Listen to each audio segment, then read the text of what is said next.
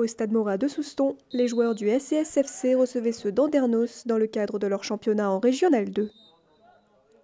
Un début de match compliqué pour les locaux qui encaissent un premier but après seulement quelques minutes de jeu.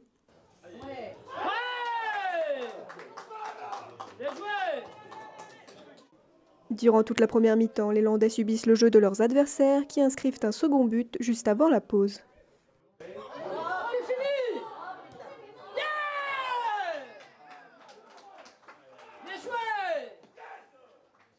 On venait ce soir à Seignos pour essayer déjà de se réconforter, surtout dans nos phases défensives.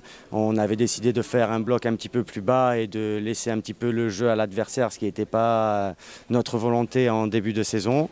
C'est ce qu'on a réussi à bien faire en première mi-temps, en restant bien solide défensivement et en marquant sur nos premières occasions.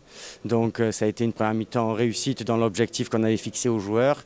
C'est un peu ce qui nous arrive depuis le début de saison, c'est que à chaque fois, on prend des buts. On a un effectif jeune.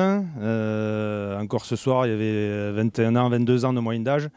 Donc, il y a du travail. L'effectif a été grandement renouvelé. Je sais qu'il y a du travail. J'ai confiance en ce groupe de toute façon. Et il faut déjà démarrer les matchs sans avoir ce déficit d'un ou deux buts à chaque fois. Mais en seconde période, les Bleus et Rouges reviennent dans le match en marquant leur premier but. Beaucoup plus présents sur la pelouse, les joueurs de l'Entente mettent en difficulté les Bleus et Blancs et iront même jusqu'à égaliser à 15 minutes de la fin du match avec un second but. J'ai juste dit à mes joueurs d'être plus justes parce qu'il nous manquait la dernière passe, il nous manquait d'être efficace dans la surface adverse.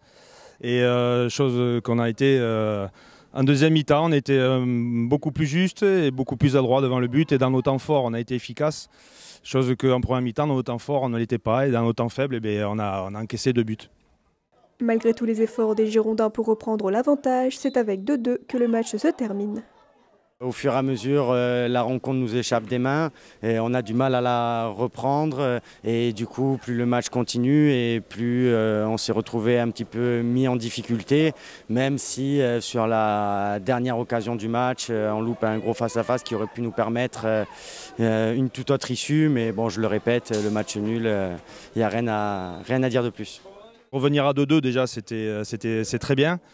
Mais au nombre des occasions, au nombre du rythme qu'on a mis, de l'intensité qu'on a mis, je pense qu'on aurait pu gagner en fin de match. Mais on voit aussi qu'on aurait pu perdre. Donc bon, écoutez, je pense que le match nul est quand même équitable.